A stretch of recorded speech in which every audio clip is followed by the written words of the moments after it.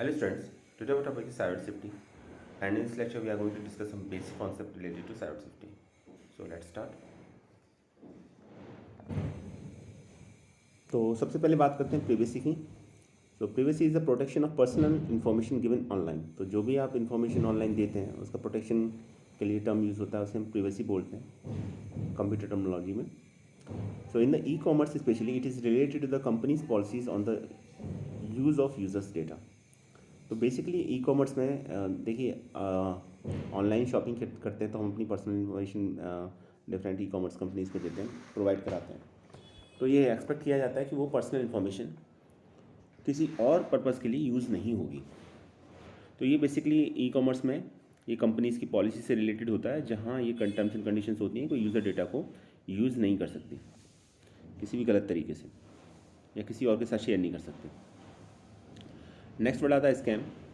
So scam is a term use to describe any fraudulent business और scheme that takes money और other goods from an unsuspecting person. ठीक है, तो a person who is does scam is refer to as scammer. तो जो person scam करता है उसे स्कैमर बोलते हैं। और स्कैम का मतलब यहाँ पर किसी भी ऐसी फ्रॉडलेंट बिजनेस और स्कीम से है जो आपसे मनी या गुड्स लिया जाता है, जिसके लिए आपसे किसी अनसस्पेक्टिंग पर्सन के थ्रू, तो इसे स्कैम बोलते हैं। इस पर आप सस्पेक्ट ही नहीं कर सकेंगे हाँ कुछ गलत हो सकता है, वो आपसे पैसे की डिमांड करेगा और किसी स्कीम के थ्रू, ठीक है, या कोई बिजनेस ही फ्रॉड होगा कम्प्लीटली। और जो पर्सन इस काम को करेगा उसे हम स्कैमर बोलते हैं। क्लियर। फिशिंग को हमने लास्ट वीडियो में भी डिस्कस किया था, इंपॉर्टेंट टॉपिक है। आज फिर थोड़ा सा और डिस्कस कर लेते हैं इसको। So phishing is the process of collecting your personal information through emails or website claiming to be legitimate। तो कोई भी वेबसाइट है, कोई ईमेल है जो आपको लगता है कि लेजिटिमेट है, ठीक है आपकी पॉइंट ऑफ व्यू से, वो आपसे आपकी पर्सनल इन्फॉर्मेशन कलेक्ट कर लेती है और उसका गलत तरीके से यूज़ करती है। और इससे आपको क्या नुकसान होगा, डिसएडवांटेज क्या होगा, आइडेंटिटी थेफ्ट या फाइनेंशियल लॉस। आपकी पहचान से कोई और पर्सन इंटरनेट पर डील करेगा या फिर आपको फाइनेंशियल लॉस हो सकता है। तो फिशिंग एक प्रोसेस है पर्सनल इन्फॉर्मेशन गेन करने का ईमेल या वेबसाइट के थ्रू। और जो ईमेल वेबसाइट होती हैं वो लेजिटिमेट लगती हैं लेकिन होती नहीं है, ठीक है। तो वहाँ हम अपनी पर्सनल इन्फॉर्मेशन शेयर कर देते हैं। कोई भी ईमेल आया है, आपसे कहा गया आप अपनी पर्सनल इन्फॉर्मेशन दे दीजिए, ठीक है। आपको कोई प्राइज़ मिला है या कोई और आपको कुछ लॉटरी लगी है आपकी, सपोज इस तरीके से, और आप ईमेल पर क्लिक करते हैं, लिंक पर क्लिक करते हैं, फॉर्म देते हैं, आपसे पर्सनल इन्फॉर्मेशन मांगी जाती है, आप पर्सनल इन्फॉर्मेशन दे देते हैं। आप देते हैं खुद, आपसे कोई लेता नहीं है, मतलब आपसे कहा जाता है देने के लिए और आप दे देते हैं। तो ये फिशिंग कहलाता है आपके लिए। और दे इसलिए देते हैं क्योंकि जो मेल आता है या वेबसाइट जो आपके पास इन्फॉर्मेशन आती है वो लगता है लेजिटिमेटेड, ठीक है, कोई गलत नहीं है। तो जो इन्फॉर्मेशन शेयर की जाती है इसमें user name, password, credit card number, social security number, India में आधार कार्ड नंबर बोल सकते हैं हम इसे, ये इन्फॉर्मेशन दे देते हैं। तो ये वही इन्फॉर्मेशन होती है, जनरली हम किसी को देते नहीं हैं, तो ये इन्फॉर्मेशन मांगी जाती है। So often times the email directs you to the website where you can update your personal information. तो कभी कभी ज़्यादातर क्या होता है कि ईमेल्स के थ्रू लिंक आता है, लिंक पर हम क्लिक करते हैं, ये करने से कोई वेबसाइट ओपन होती है और वहाँ हम अपनी पर्सनल इन्फॉर्मेशन शेयर कर देते हैं। Because these sites often looks official, they hope you will tricked into disclosing valuable information that you normally would not reveal। तो चूँकि ये वेबसाइट बड़ी ऑफिशियल लगती है, देखने में आपको ठीक लगेगा, कोई पर्टिकुलर किसी ऑर्गेनाइजेशन कंपनी की वेबसाइट लगेगी, आपको जो लगेगा कि आपको हाँ आप सही अपनी इन्फॉर्मेशन सही जगह सेंड कर रहे हैं, लेकिन ऐसा होता नहीं है और आप अपनी वैल्यूबल इन्फॉर्मेशन को डिस्क्लोज कर देते हैं, जो जनरली आप करते नहीं, नॉर्मली आप करते नहीं हैं, किसी को बताते नहीं है। कौन बताएगा अपनी क्रेडिट कार्ड का नंबर या पिन डिटेल, कोई नहीं बताएगा आपको। लेकिन ये इन्फॉर्मेशन जब आपको किसी ऑफिशियल वेबसाइट के थ्रू जब यह लगता है कि हम शेयर कर रहे हैं, तो वहाँ जनरली हम इन्फॉर्मेशन को दे देते हैं। तो इस पूरे प्रोसेस को फिशिंग बोलते हैं। जैसे मैं बता चुका हूँ, फिशिंग का जो सबसे बड़ा डिसएडवांटेज है या जो सबसे बड़ा नुकसान है, ये कहें ज़्यादा सही रहेगा, वो रहता है आइडेंटिटी थेफ्ट का या फाइनेंशियल लॉस का। तो दोनों तरीके से नुकसान हो सकता है, ज़रूरी नहीं है फाइनेंशियली लॉस हो, आइडेंटिटी थेफ्ट भी हो सकता है। आपकी पहचान कोई चुरा सकता है, उसको मिसयूज़ कर सकता है कोई आप बन के इंटरनेट पर। तो ये फिशिंग कहलाती है आपकी। आगे देखते हैं। नेक्स्ट वर्ड आता है spoofing. So in spoofing an attacker altars his identity so that someone think he is someone else. Okay, तो अटैकर इसमें अपनी आइडेंटिटी को चेंज कर देता है, और आपको या किसी और यूज़र को ये लगेगा कि वो कोई और है, ठीक है, और आप अपनी पर्सनल इन्फॉर्मेशन शेयर कर देते हैं। तो बेसिकली यहाँ पर 3 टाइप्स की स्पूफिंग होती है, IP स्पूफिंग, ईमेल स्पूफिंग और वेब स्पूफिंग। तो इसमें क्या, attacker exploit trust relation between the user and the network machine to gain access to the machine. तो इसमें जो अटैकर होगा वो नेटवर्क का एक्सेस गेन कर लेता है, और एक्सेस गेन करने के बाद अपनी आइडेंटिटी को चेंज करके कोई और बनकर आपसे डील करता है। तो इससे क्या होता है, यूज़र और जो नेटवर्क मशीन है उसके बीच में कम्युनिकेशन जो भी होगा उसको एक्सप्लॉइट करता है ये, क्योंकि आप भरोसा करते हैं कि जब आप किसी से कम्युनिकेट कर रहे हैं तो वो पर्सन वही है, कोई और नहीं है। तो इसमें attacker exploit trust relation between the user and the network machine to gain access to the machine. Machine का एक्सेस गेन कर लेता है, और जो रिलेशन है, जो भरोसा है आपको नेटवर्क मशीन पर कि आप जिससे डील कर रहे हैं वो वही पर्सन है, ऐसा नहीं होता। अटैकर्स कोई और बन के आपके सामने आता है। तो इसमें बेसिकली 3 टाइप्स की स्पूफिंग होती है, IP spoofing, email spoofing and web spoofing. तो 3 टाइप्स की स्पूफिंग है, IP, ईमेल और वेब स्पूफिंग।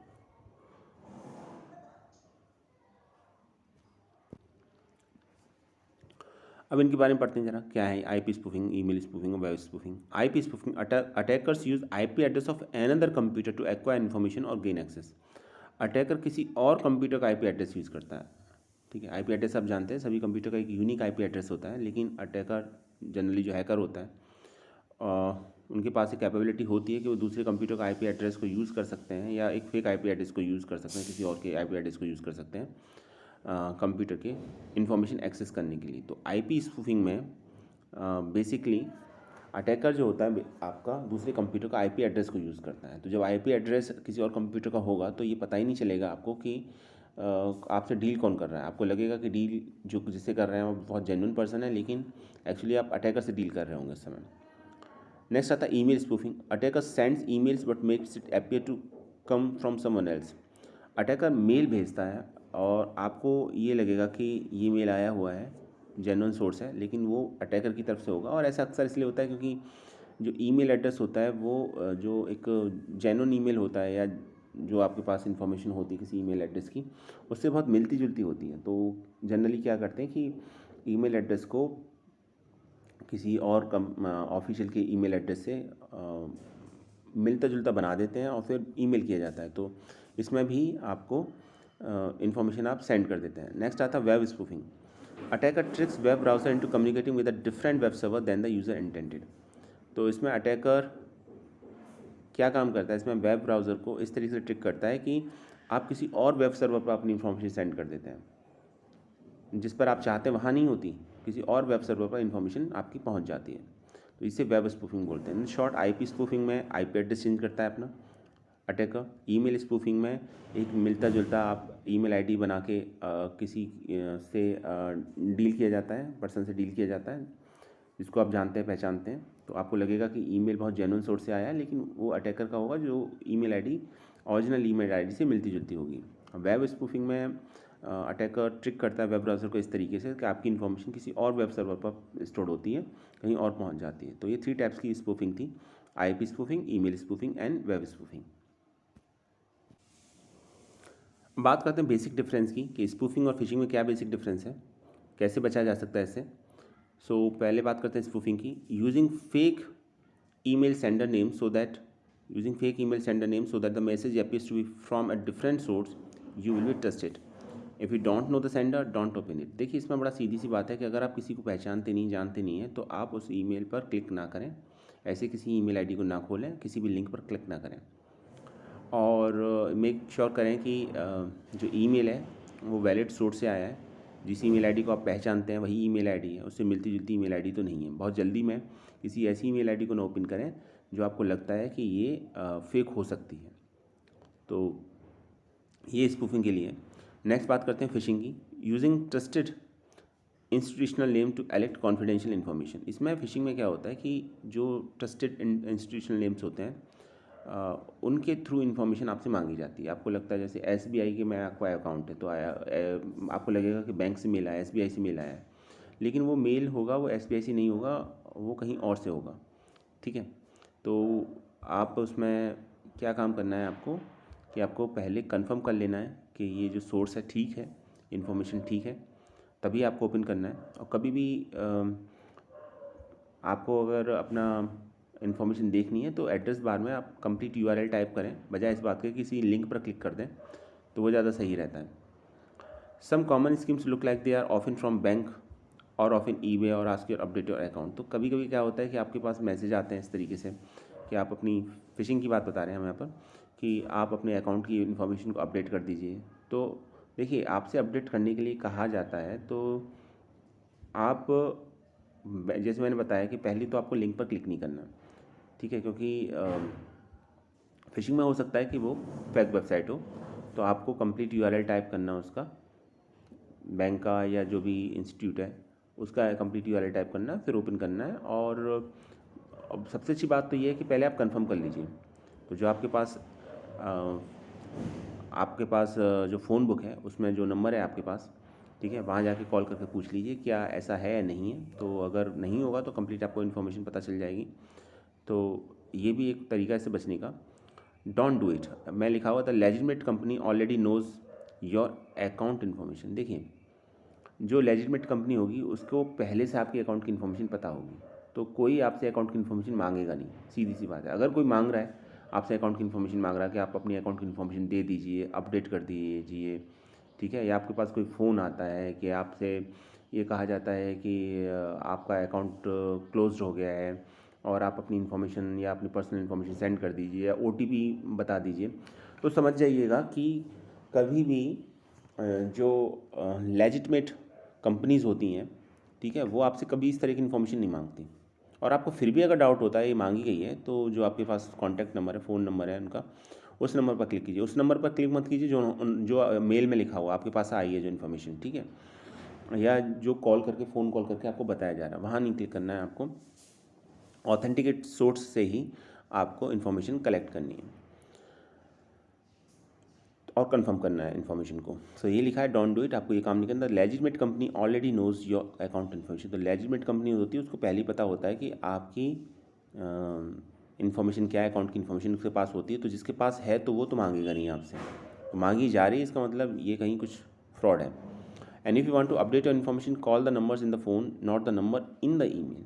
तो अगर फिर भी आपको अपनी इन्फॉर्मेशन अपडेट करनी है तो आप फ़ोन बुक पर कॉल करें, फ़ोन बुक में जो नंबर है उस पर कॉल करें, ना कि उसमें जो ईमेल पे दे रखा है, क्योंकि ईमेल में वही इन्फॉर्मेशन दे रखी होगी जो गलत होगी, ठीक है। तो नंबर भी मिलेगा लेकिन कहीं और भी मिलेगा आपका।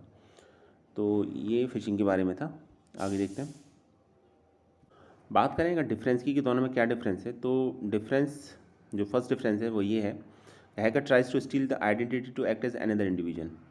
तो हैकर इसमें किसी और की आइडेंटिटी को चुरा लेता है, चोरी कर लेता है, और वो आपसे कोई और बन के, अनदर इंडिविजुअल बन के कोई आपसे बात करता है, डील करता है। फिशिंग में hacker tries to steal the sensitive information of the user. Hacker इसमें जो होगा आपकी सेंसिटिव इन्फॉर्मेशन को चोरी करेगा, आपकी स्टील करेगा आपको, ठीक है। तो it does not required fraud. Spoofing में फ्रॉड की रिक्वायरमेंट नहीं होती, फ्रॉड रिक्वायर्ड नहीं होता। And in phishing it is operated in a fraud manner. Fishing totally fraud manner में ऑपरेट की जाती है आपकी। तो ये बेसिक डिफरेंस था, दो ही डिफरेंस है, अलग अलग तरीके से इन्फॉर्मेशन देगी, लेकिन फर्स्ट पॉइंट और सेकंड पॉइंट इंपॉर्टेंट है इसमें। तो स्पूफिंग में बस ये याद रखिएगा कि स्पूफिंग में किसी और पर्सन की आइडेंटिटी, हैकर जो होगा कोई और बन के आपसे बात करेगा या डील करेगा, जबकि फिशिंग में आपकी जो फोकस रहता है वो सेंसिटिव इन्फॉर्मेशन को चोरी करने का होता है यूज़र की। तो इसीलिए ईमेल आता है, उसमें आपको क्लिक करना होता है, आपको इन्फॉर्मेशन देनी होती है। एक बार इन्फॉर्मेशन मिल जाने के बाद उसका मिसयूज़ हो सकता है। तो ये फिशिंग है। अब यहाँ पर कुछ इंपॉर्टेंट पॉइंट्स दे रखे हैं। Spoofing can be part of the fishing, fishing can not be part of the spoofing. देखिए, स्पूफिंग फिशिंग का पार्ट हो सकता है, लेकिन फिशिंग स्पूफिंग का पार्ट नहीं। तो फिशिंग एक बड़ा टर्म है, ब्रॉड टर्म है। तो स्पूफिंग फिशिंग का पार्ट हो सकता है। यहाँ पर ये माना जा सकता है किसी ने अपनी आइडेंटिटी, कोई और बन के आपसे बात कर रहा है, डील कर रहा है, तो और उसकी मकसद आपसे पर्सनल इन्फॉर्मेशन गेन करने का हो, तो हम कहेंगे इसमें स्पूफिंग और फिशिंग दोनों है, दोनों इन्वॉल्व है। तो स्पूफिंग फिशिंग हो सकती है, लेकिन फिशिंग स्पूफिंग नहीं हो सकती। फिशिंग टोटली फ्रॉड मैनर में होती है आपकी। अब स्पूफिंग में एक सेकंड पॉइंट ये भी है कि need to download some malicious software in victim computer. तो इसमें कभी कभी क्या होता है कि जो विक्टिम का कंप्यूटर है उसमें कोई मैलिशियस सॉफ्टवेयर डाउनलोड कर दिया जाता है, ठीक है। और एक बार वो डाउनलोड हो जाने के बाद स्पूफिंग करना बहुत आसान हो जाता है। जबकि फ़िशिंग में ऐसा नहीं होता, डाउनलोड करने की कोई ज़रूरत नहीं है फ़िशिंग में यूज़र के कंप्यूटर में, क्योंकि इसमें इंफॉर्मेशन यूज़र खुद देता है। किसी हम कह सकते हैं किसी एक तरीके से आपने उसको ये कहना ज़्यादा सही रहेगा कि यूज़र इन्फॉर्मेशन जो सेंड कर रहा है वो अपनी खुद से शेयर कर रहा है, ये मान के कि जो इन्फॉर्मेशन मांगी जा रही है वो सोर्स लेजिटिमेट है, लेकिन ऐसा होता नहीं है। तो फ़िशिंग एक अलग कॉन्सेप्ट है, स्पूफिंग एक अलग कॉन्सेप्ट है। स्पूफिंग में मैलिशियस सॉफ्टवेयर डाउनलोड कर दिया जाता है विक्टिम कंप्यूटर्स के अंदर, जबकि फ़िशिंग में ऐसा नहीं होता, कोई मैलिशियस सॉफ्टवेयर की ज़रूरत पड़ती नहीं है। थर्ड पॉइंट है spoofing basically done to get a new identity. Spoofing का मकसद सिर्फ इतना होता है कि एक नई आइडेंटिटी लेना, क्योंकि फ़िशिंग का मकसद ये होता है phishing is done to get secret information, जो सीक्रेट इन्फॉर्मेशन यूज़र की जो जनरली वो रिवील नहीं करते किसी और के साथ बात करते समय, वो इन्फॉर्मेशन लेना फ़िशिंग का फाइनल ऑब्जेक्टिव होता है। अब जब टाइप की बात करते हैं तो स्पूफिंग होती है IP spoofing, email spoofing, URL spoofing या वेब स्पूफिंग जिसे बोलते हैं। फ़िशिंग होती है फ़ोन स्पूफिंग, फ़िशिंग होती है फ़ोन फ़िशिंग, क्लोन फ़िशिंग। तो ये फ़ोन फ़िशिंग और क्लोन फ़िशिंग ये फ़िशिंग के टाइप्स हैं। तो ये था फ़िशिंग और स्पूफिंग के बारे में। अब बात करते हैं एक और नए कॉन्सेप्ट के बारे में, और ये कॉन्सेप्ट है फार्मिंग का। So farming is a more advanced technique to get user credentials by making effort to entering user into the website. In other words, it misdirects user to a fake website that appears to be the official and victim gives their personal information by fault. In farming, fake website is created which appears to be official. Users then access the website and request is popped up regarding the username and password and other credentials. देखिए इसमें क्या होता है, ये farming एक बहुत बड़ा concept है। इसमें क्या किया जाता है कि एक टोटली फेक वेबसाइट ही बना दी जाती है, और उस फेक वेबसाइट को बनाने के बाद उस फेक वेबसाइट पर जब यूज़र ये मान के चलता है कि ऑफिशियल वेबसाइट है और अपनी पर्सनल इन्फॉर्मेशन स्टोर उसके अंदर शेयर करता है अपनी पर्सनल इन्फॉर्मेशन फेक वेबसाइट के थ्रू, तो फिर उसे इसका नुकसान उठाना पड़ सकता है उसमें। तो फार्मिंग में क्या किया था, एक बहुत एडवांस टेक्निक है। तो pharming is a more advance technique to get user credential. तो यूज़र की इन्फॉर्मेशन इसमें भी ली जाती है, फिशिंग में भी ली जाती है। फिशिंग में तो ये पता होता है आपको कि आपसे इन्फॉर्मेशन मांगी जा रही है तो आप दे रहे हैं, ये नहीं पता होता आपको कि जो इन्फॉर्मेशन मांग रहा है वो एक उसकी इंटेंशन ठीक नहीं है, ये अलग बात है। लेकिन हाँ, आप इन्फॉर्मेशन अपने खुद से देते हैं फिशिंग के अंदर। लेकिन फार्मिंग में क्या होता है, फार्मिंग में आपको पता ही नहीं होता। तो फार्मिंग एक मोर एडवांस टेक्निक है to get the user credential by making effort to entering user into the website. तो इसमें कोशिश ये की जाती है कि आप पर्टिकुलर किसी वेबसाइट पर जाके क्लिक करें, विजिट करें, जाके देखें, तो ये मिसडायरेक्ट करता है यूज़र को, ठीक है। आप तो in other word it misdirect user to fake website that appear to be the official and victim gives their personal information by fault. तो यहाँ पर मिसडायरेक्ट किया जाता है यूज़र को किसी भी फेक वेबसाइट पर, और ये जो फेक वेबसाइट होगी ये ऑफिशियल वेबसाइट की तरह ही लगेगी, आपको दिखेगी भी कुछ काफ़ी हद तक, आपको पता ही नहीं चलेगा, इसमें यूज़र को पता ही नहीं चलता है कि फेक वेबसाइट है या ऑफिशियल वेबसाइट है, और वो उसे ऑफिशियल वेबसाइट समझ के अपनी जो पर्सनल इन्फॉर्मेशन होती है गलती से वो शेयर कर देता है, गलती से शेयर कर देता है, ठीक है।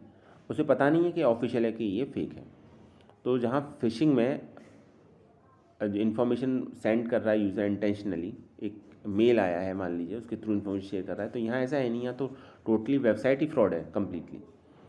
सो in pharming fake website created which appears to be official. तो सबसे पहले फार्मिंग में काम ये किया जाता है कि एक वेबसाइट ही फेक बना दी जाती है, और इस तरीके से बनाई जाती है कि ऑफिशियल वेबसाइट की तरह उसका लुक एंड फील हो, पता ना चले। Users then access the website and request is popped up regarding user name and password and other credentials.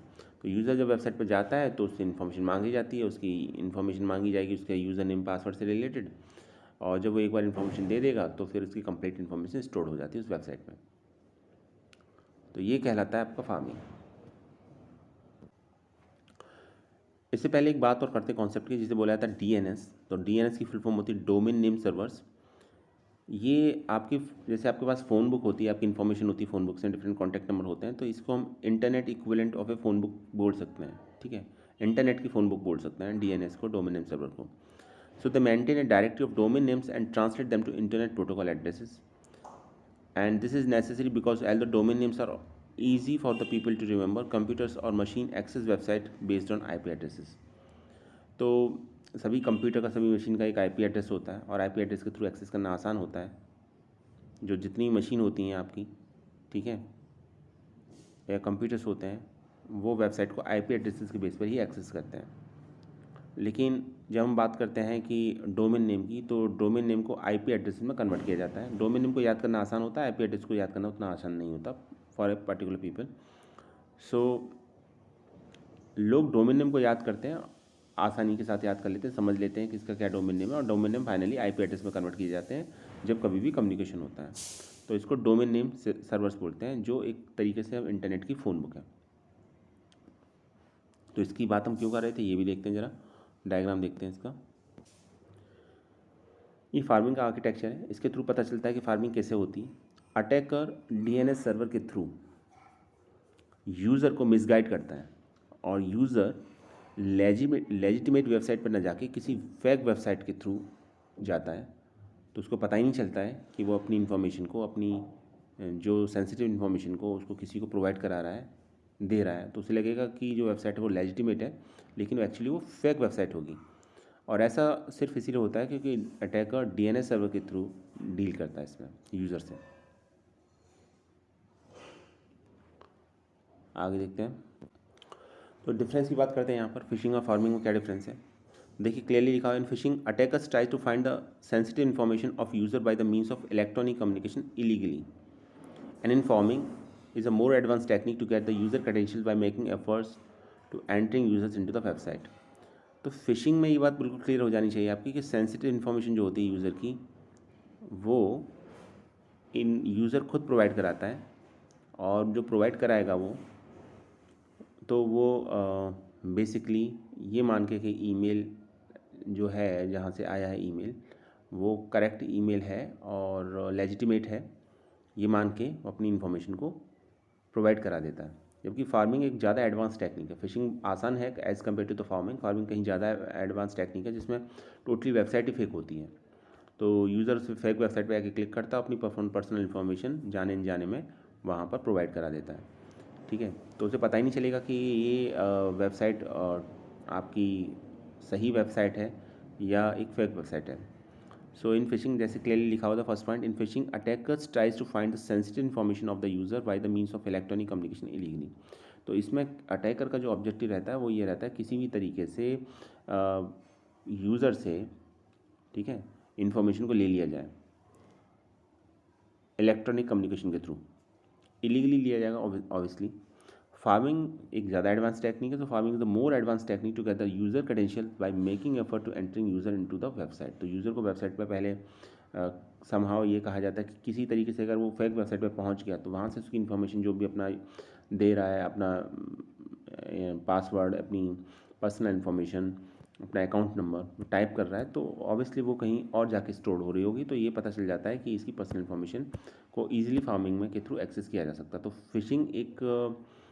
Fishing से कहीं कंपेयर करेंगे फार्मिंग के, तो फार्मिंग एक ज़्यादा एडवांस टेक्निक है जिसमें वेबसाइट ही टोटल फेक होती है। तो ये था फिशिंग और फार्मिंग में difference.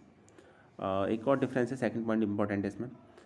In phishing it is attempt to scam people one at a time via an email और इंस्टेंट मैसेजेस। तो इसमें लोगों के साथ धोखा किया जाता है, स्कैम किया जाता है। कैसे? एक ईमेल के या इंस्टेंट मैसेज के थ्रू। बट फार्मिंग में रीडायरेक्ट किया जाता है ट्रैफिक को from one website to a different. Traffic ही डाइवर्ट हो जाएगा आपका। आप जो ओरिजिनल आपका जो वेब सर्वर जिससे आप डील करना चाहते हैं वहाँ ना पहुँच के आप किसी और वेब सर्वर पर अपनी इन्फॉर्मेशन को सेंड कर देंगे। So it simply redirects traffic from one website to different identical looking website और स्टिल इन्फॉर्मेशन। वो वेबसाइट भी मिलती जुलती होगी और आपकी इन्फॉर्मेशन वहाँ पे चोरी हो जाएगी। ठीक है, आपसे इन्फॉर्मेशन ले ली जाएगी और आपको पता भी नहीं चलेगा। फिशिंग में इन्फॉर्मेशन आप खुद दोगे, जबकि फार्मिंग में आपको पता ही नहीं चलेगा। आपको लगेगा कि आप डील कर रहे हो एक लेजिटिमेट कंपनी से, एक उसकी वेबसाइट से, और वो एक वेबसाइट ही फेक होगी। यहाँ आप अपनी पर्सनल इन्फॉर्मेशन को शेयर करोगे और वो इन्फॉर्मेशन कहीं सी और वेब सर्वर पर स्टोर हो जाएगी फार्मिंग के केस में।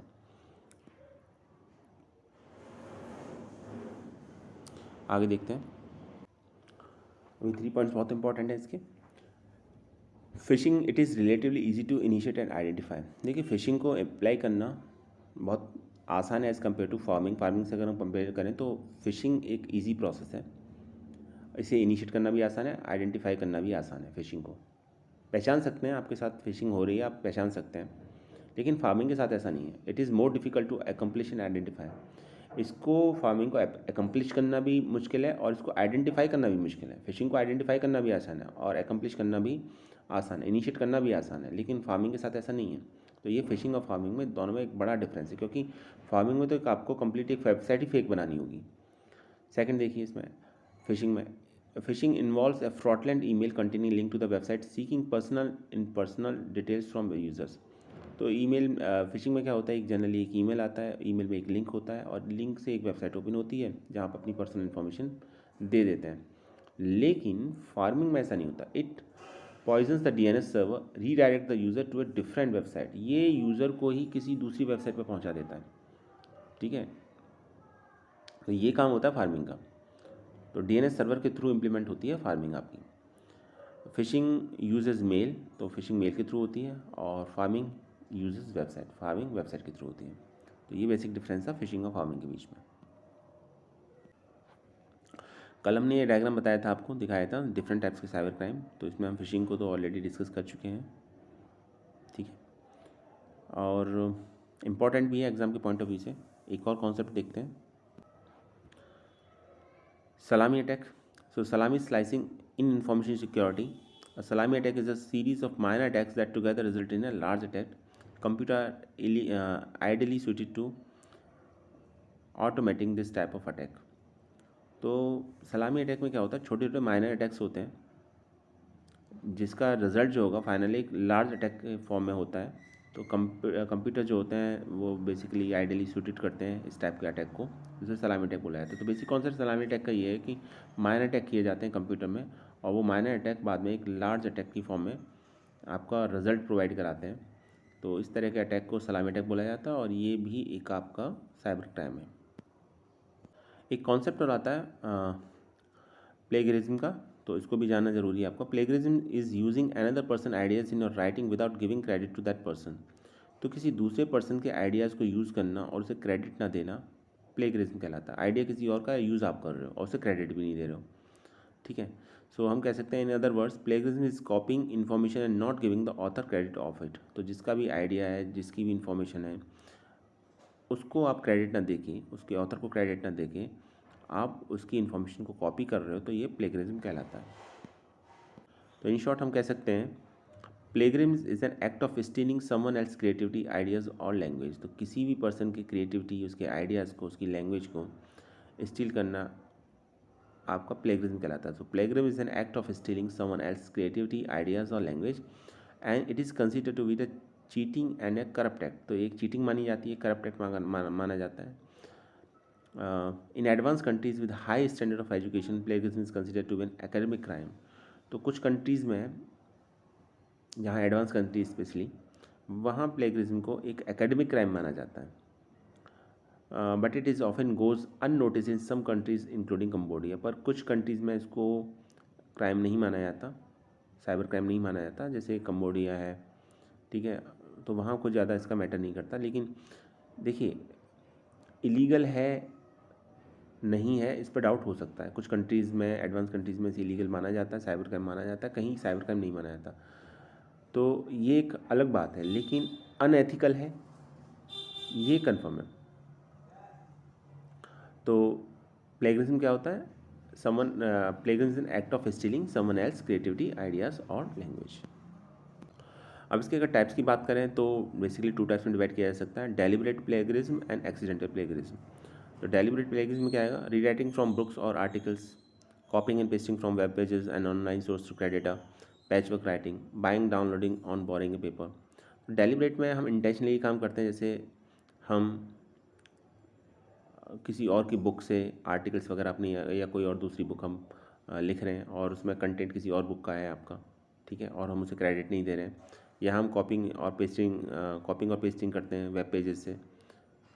तो इस तरीके से, या हम डाउनलोडिंग करते हैं दूसरे के डेटा को और अपने लिए यूज़ करते हैं पर्सनल गेन के लिए, तो इसको डेलिबरेट प्लेगरिज्म बोला जाता है। तो इलीगल डाउनलोड इसमें डेलिबरेट प्लेगरिज्म में अंदर आएगा। एक्सीडेंटल में क्या होता है, आपको पता ही नहीं है कि आप प्लेगरिज्म में इन्वॉल्व हो। Not knowing when and how to cite, not knowing how to paraphrase or summarize, not knowing what common knowledge is, recycling and old paper. तो जो कॉमन नॉलेज होती है आपको पता ही नहीं है कि इसको यूज़ करना है नहीं करना है, इसमें परमिशन रिक्वायर्ड है नहीं है, तो ये फिर एक्सीडेंटल प्लेगरिज्म में कहा जाता है। बेसिकली दोनों में डिफरेंस यही है कि डेलिब्रेट में हम इंटेंशनली काम करते हैं, दूसरे के बुक्स को, आर्टिकल्स को या वेब पेजेस के डेटा को यूज़ करते हैं, डाउनलोड करते हैं, और एक्सीडेंटल में हम अनइंटेंशनली, हमारी इंटेंशन नहीं होती क्योंकि हमें पता ही नहीं होता कि क्या कॉमन नॉलेज है, किसको हम यूज़ कर सकते हैं और किसके लिए परमिशन रिक्वायर्ड होगी, तो फिर वो एक्सीडेंटल प्लेगरिज्म कहलाता है। तो स्टूडेंट्स, आज की वीडियो के लिए इतना ही। Thanks for watching this video.